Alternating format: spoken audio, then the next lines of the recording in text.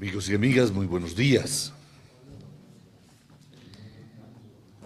Hoy viajó a La Habana, Cuba, la cuarta delegación de víctimas del conflicto armado, con el propósito de reunirse con la mesa de conversaciones entre el gobierno y las FARC-EP.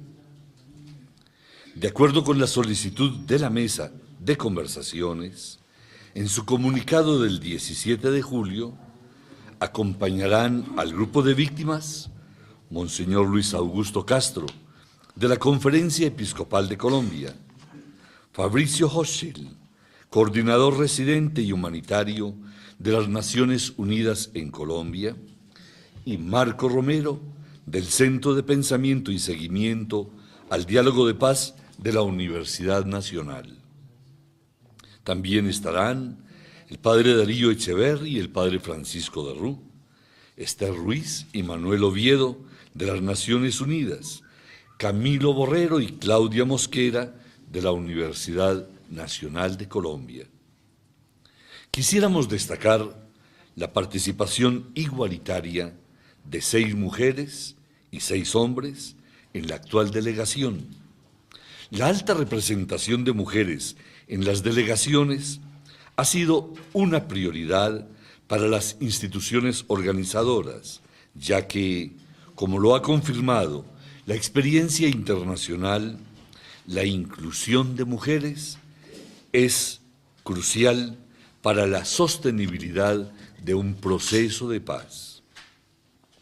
En esta delegación se destacan regiones del país anteriormente no consideradas en las otras delegaciones. Estas incluyen los departamentos de Arauca, Casanare y Córdoba, cada uno de los cuales ha padecido diversas dinámicas del conflicto y de victimización.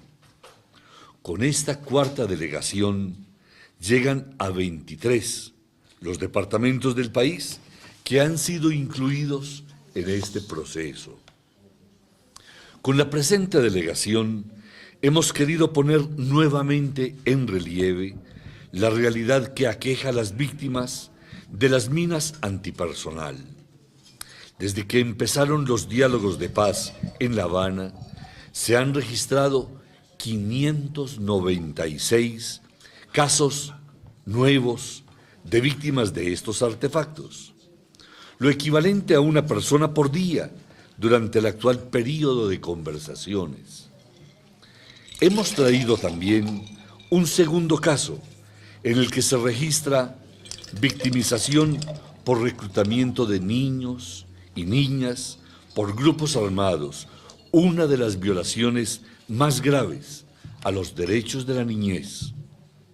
Por último, se ha incluido una sobreviviente de la conocida masacre del Naya, ocurrida en el año 2001, en la zona fronteriza entre el departamento del Cauca y Valle del Cauca. En cuanto a nuevos sectores de la población de víctimas, esta delegación pretende evidenciar la crítica situación por la que han atravesado igualmente líderes y lideresas de procesos de restitución de tierras, miembros de la comunidad LGBTI y periodistas. La delegación también da voz a un exiliado para que esta experiencia que tantos y tantas colombianos tuvieron que padecer por cuenta del conflicto sea puesta de manifiesto en la mesa de conversaciones. De igual forma, ataques contra miembros de organizaciones de derechos humanos y de comunidades de paz, como en el caso de la comunidad de San José de Apartadó y la del pueblo indígena Nasa, también están siendo incluidos en esta delegación. Finalmente, dado que este proceso se inició por un pedido de la mesa de conversaciones y que es para servir a la misma, en el marco de esta audiencia participará a través de un video el señor Tulio Murillo Ávila. El señor Murillo, guerrillero, propuesto reiteradamente por la delegación de las FARC, se identifica como víctima de violaciones a sus derechos en su condición de detenido y ha anunciado ante las autoridades que ha recibido tratos indignos y amenazas en la prisión. Las instituciones encargadas de la organización de estos encuentros reiteran sus agradecimientos para con todas aquellas personas que han querido participar en estos complejos eventos, entendiendo lo difícil que dicha participación debe ser para ellos y sus familias. Se trata, sin duda, de una demostración de entereza y de valor que con seguridad servirá de ejemplo para las futuras generaciones. Muchísimas gracias a ustedes por su atención.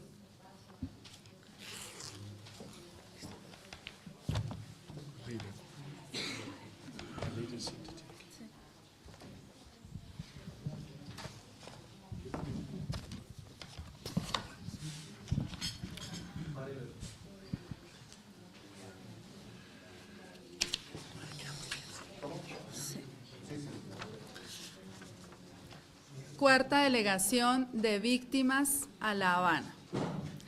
María Zavala, campesina. Su esposo y su hijo fueron asesinados el 14 de diciembre de 1988, situación que atribuye a paramilitares de la Casa Castaño y que produjo su desplazamiento forzado y el abandono de sus tierras. Fundadora en 1998 del proceso del Valle Encantado para la restitución de tierras del Incora. Ha promovido la resistencia de las mujeres para impedir el reclutamiento de sus hijos e hijas y es integrante de la Alianza Iniciativa de Mujeres Colombianas por la Paz, IMP, Región Córdoba. Ginette Bedoya, periodista, víctima de secuestro, tortura, amenaza de muerte y violencia sexual por parte de paramilitares en el año de 2000 por su trabajo investigativo. No ha habido condenas por estos delitos a pesar de que su caso fue declarado crimen de lesa humanidad. Víctima de secuestro en 2003 por parte de las FARC-EP en la región del Meta y de amenazas de muerte en 2010 y 2011. Compagina el periodismo de investigación con su tarea como activista en defensa de los derechos de las mujeres víctimas de violencia sexual en Colombia, región nacional. Luz Marina Cuchumbé, madre de Hortensia Cuchumbé, quien fue víctima de ejecución extrajudicial junto con Manuel Antonio Tao Pilinué. En el mismo evento fue herido William José Cunué Medina. Este hecho, presuntamente responsabilidad de la fuerza pública, ocurrió en el año 2006, cuando Hortensia tenía 17 años en el municipio de Insa, departamento del Cauca, región Cauca. Wilfredo Landa Caicedo, líder comunitario y exrepresentante legal del Consejo Comunitario Rescate Las Varas, ubicado en la zona rural de Tumaco. El 30 de enero de 2013 fue víctima de amenazas por parte de hombres identificados como pertenecientes a las FARC-EP, situación que lo obligó a desplazarse junto con algunos líderes del Consejo Comunitario y sus familias, región Nariño. María Jacqueline Rojas Castañeda, defensora de derechos humanos y de los derechos de las mujeres en el Magdalena Medio. Atribuye el asesinato de su padre a las FARC-EP, el asesinato de su compañero sentimental al ELN y el asesinato de su hermano a los paramilitares. En 2001 fue declarada objetivo militar por grupos paramilitares, siendo parte de la Organización Femenina Popular OFP. Esta organización ha sido objeto de 148 amenazas, de las cuales fueron directamente contra la vida de María Jacqueline. En el 2012 Fue galardonada con el Premio a los Derechos Humanos de la Unión Europea, Región Magdalena Medio, Antioquia. Licinia Collazos Yule, lideresa indígena del pueblo Nasa, víctima de desplazamiento forzado y tortura en la masacre del Naya cometida por las AUC en abril del 2001. La masacre dejó cerca de 100 muertos, entre ellos su esposo, y produjo el desplazamiento masivo de la población. Licinia ha sido 3 veces gobernadora de su cabildo y ha participado en el proceso de Comisión de la Verdad de las Mujeres por la Ruta Pacífica de las Mujeres, Región Cauca. Germán Graciano Pozo, representante legal de la Comunidad de Paz de San José de Apartadó. 13 familiares cercanos, entre ellos su padre, sus 2 hermanos y varios de sus tíos y primos, 3 de los cuales eran menores de edad, fueron asesinados por distintos grupos armados. Región Antioquia. Guillermo Murcia Duarte, sobreviviente de un accidente con mina antipersonal ocurrido en el 2005.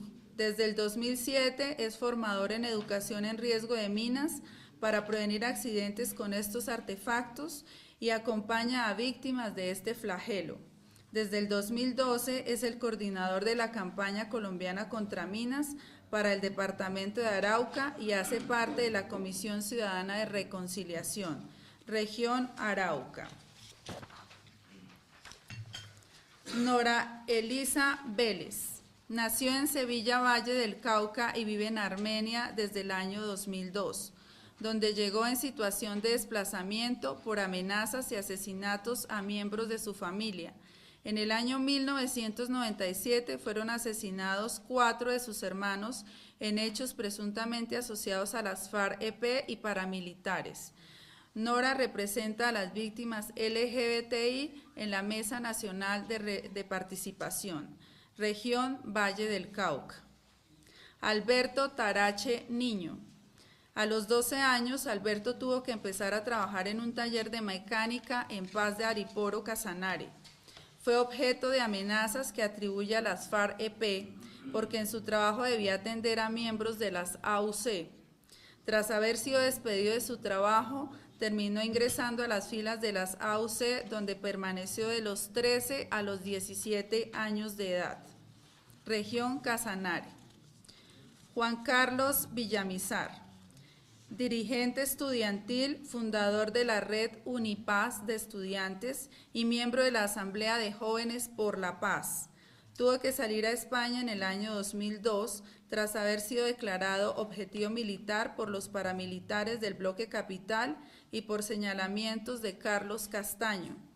En el 2014 participó como candidato de la Unión Patriótica a la Cámara en representación de colombianas y colombianos en el exterior. Actualmente es el vocero del Foro Internacional de Víctimas, Región Bogotá. Tulio Murillo Ávila, recluido en la cárcel, se identifica como víctima de violaciones a sus derechos humanos en su condición de detenido y ha denunciado ante las autoridades que mientras ha estado privado de la libertad, ha recibido tratos indignos y amenazas. Su familia también ha sufrido amenazas y ataques en su contra. Es integrante de las FARC-EP y ha sido un representante del movimiento de prisioneros de ese grupo de guerrillero. Participa en la mesa de conversaciones a través de una grabación de video, Región Norte de Santander.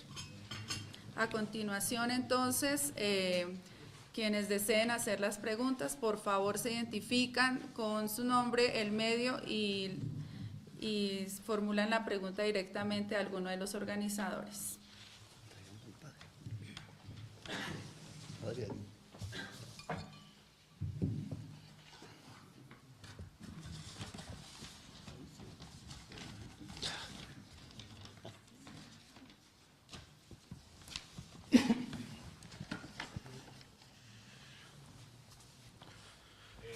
Buenos días, mi nombre es David Gómez, de la Agencia de Noticias de la Universidad Nacional de Colombia. Con respecto a la delegación anterior, ustedes hablaron de amenazas a representantes o miembros de los grupos de Naciones Unidas y también de la Universidad Nacional. ¿Cómo va ese proceso? ¿Cómo van en ese proceso de las amenazas? Si han seguido o si hay nuevos amenazados. Gracias por la pregunta. Hemos visto una repetición de las amenazas. Hay nuevas personas amenazadas, incluso ahora he visto personas del gobierno, y hay una repetición de nombres que fueron amenazados antes. Vi ayer una comunicación de un grupo que muchos identifican con los paramilitares, que declaró como objetivo una larga lista de personas que incluye muchos defensores de derechos humanos, muchos promotores de paz y también incluye personas entre los organizadores. Eso obviamente lo condenamos completamente. Esas prácticas no son compatibles con el régimen de la ley y una democracia. Eso es un indicio de un país que aún está en conflicto, donde aún hay actores que actúan más allá de la ley y aparentemente con cierto grado de impunidad, porque creo que más allá de las medidas de protección, que son muy importantes, y hemos buscado fortalecimiento de esas medidas a las personas amenazadas, pero estas medidas de protección son un alivio, no son una solución para esa enfermedad. Y la única solución es, a través de la ley, encontrar los responsables y asegurar que son judicializados. Doctor Fabricio, buenos días en directo para Canal Capital. Explíquenos un poco la escogencia del señor Tulio Murillo Ávila de esta guerrilla de las FARC, que nos dice que va a participar por medio de un video. ¿Por qué él? Bueno, hay dos preguntas ahí. ¿Por qué un guerrillero y por qué este guerrillero? ¿Por qué un guerrillero? La mesa nos pidió de tratar de tener un máximo de pluralidad y un máximo de equilibrio en los 60 víctimas que van a La Habana. Para nosotros entendemos que es un tema muy controversial, que incluso entre algunos va a crear un cierto rechazo, pero nosotros como organizadores sí pensamos que era importante incluir a guerrilleros, no por ser guerrilleros, sino porque hay muchos guerrilleros que han sufrido graves violaciones de sus derechos humanos y bajo VIH. Y hay mucho testimonio de esto. Además, quisiéramos incluir a alguien que fuera internado. Y sabemos que dentro de las cárceles de Colombia hay frecuentes denuncias de abusos de derechos.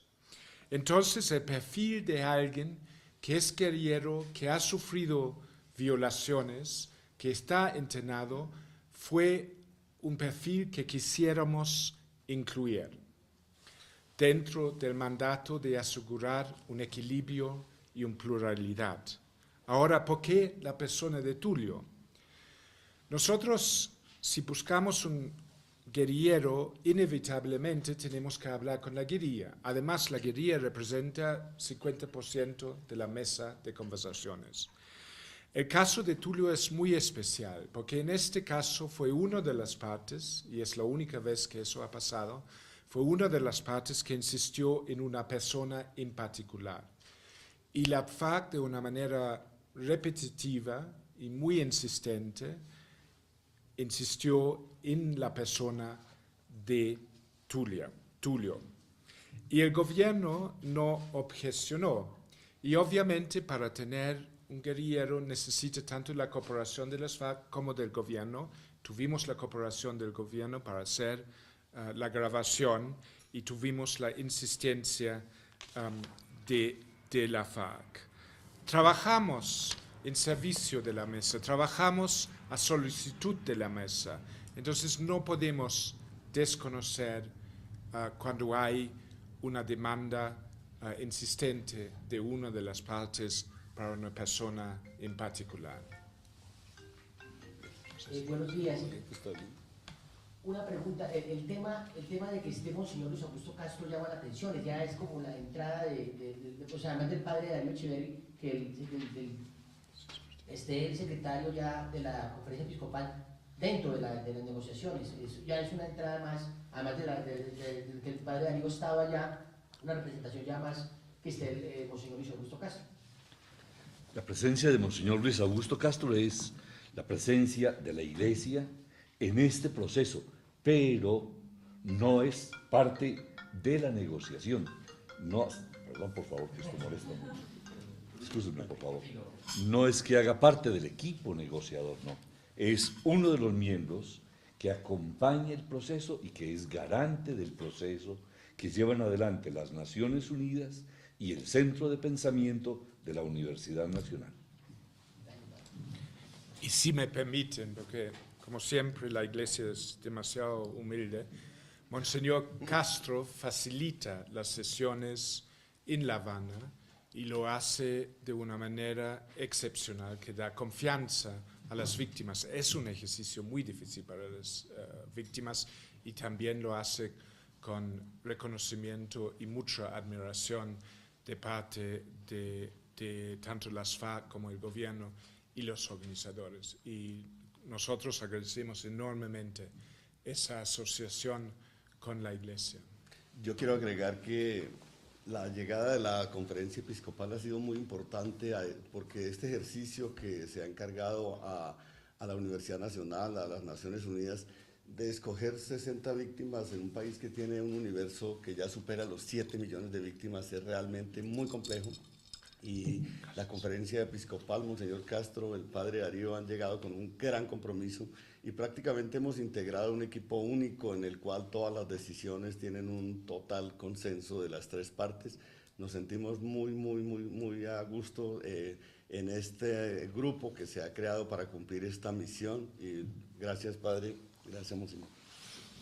Sí, y la verdad es para representar a todos los sectores de la sociedad, lo único que nos falta quizás es un futbolista y un cantante, pero estamos trabajando en eso. Nos falta una quinta delegación. Buenos días, Lorena Otros de Telesur. Con esta nueva delegación de víctimas serían 48 víctimas las que habrían ido a La Habana. ¿Ustedes qué parte dan hasta el momento de lo que ha sido esta participación de las víctimas en los diálogos de paz y lo que podría ser ya cuando estén las 60 víctimas en términos de aporte al proceso? Yo creo que va a tardar un tiempo para analizar el efecto. Eso es un acontecimiento histórico nunca antes probado ni en Colombia ni en otras partes del mundo. Y vamos a tener que esperar un poco a ver cuál es el efecto. Yo sí creo que se puede decir ahora que dentro del país ha nutrido el confianza en el proceso. Humberto de la Calle, en nombre de la mesa, siempre ha hablado de las víctimas como el eje central del proceso y creo que la mesa ha dado realidad a esas palabras a través de esa iniciativa. Al mismo tiempo tenemos que recordar que por expertos que son los integrantes de la mesa están trabajando en un ambiente muy alejado de la realidad del conflicto. Están en una isla hermosa en el Caribe, están preocupados por sus posiciones de avanzar, por sus posiciones políticos y no están directamente en contacto con la realidad del conflicto.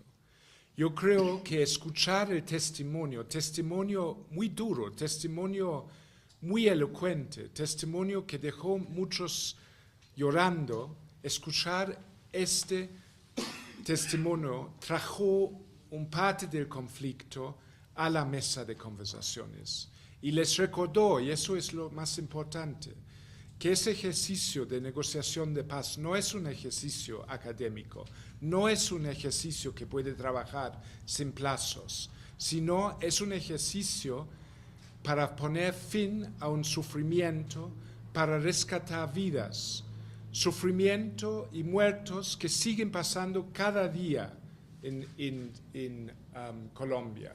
Y creo que traer a las víctimas y que los negociadores pudieran escuchar, pudieran tener una pequeña imagen de lo que hoy está pasando en las regiones muy apartadas de Colombia, fue muy importante para motivarles y para mostrarles que poner fin a todo eso sí es algo urgente. Yo quisiera agregar un aspecto a esta pregunta que me parece muy importante. Yo creo que con las delegaciones de víctimas a La Habana se ha logrado algo crucial, y es que se ha dado voz a las víctimas. Son las víctimas las que están opinando directamente qué opinan, qué creen del proceso de paz.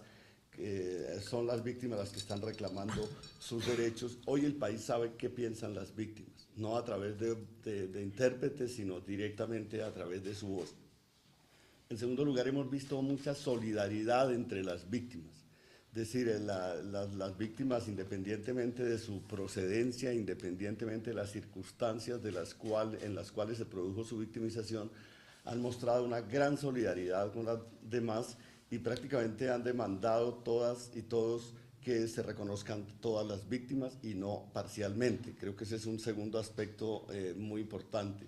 Y en tercer lugar, creo que las víctimas han dado entre muchos mensajes en medio de los reclamos de sus derechos, en medio de el reclamo de que se reconozca lo que ha ocurrido, han dado un mensaje en el sentido de que no quieren que el país repita fenómenos de victimización para otras personas en Colombia. Creo que esos puntos han sido muy reiterados en las distintas delegaciones. Sí, yo creo que hay un tipo de mensaje de las víctimas. Lo que se ve, como dijo Marco, es una coherencia increíble de víctimas de todas partes de Colombia, con visiones políticas muy diferentes, viniendo de clases sociales completamente diferentes, etnias diferentes, pero entre ellos se pueden reunir alrededor del mensaje de nunca más, que nadie más sufre lo que nosotros hemos sufrido. Y eso es un mensaje para la mesa. Por favor, si nosotros nos podemos ponernos de acuerdo que nunca más, a pesar de nuestras diferencias, ustedes tienen una obligación de hacer esto real.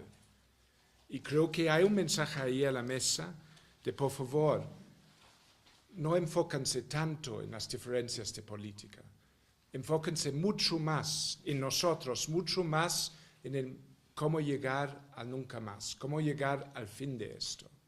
Y no siguen dilatando ese fin a través de enfocarse en los extremos de diferentes posiciones políticas que lo único que hacen es nutrir la continuación de la violencia, del sufrimiento.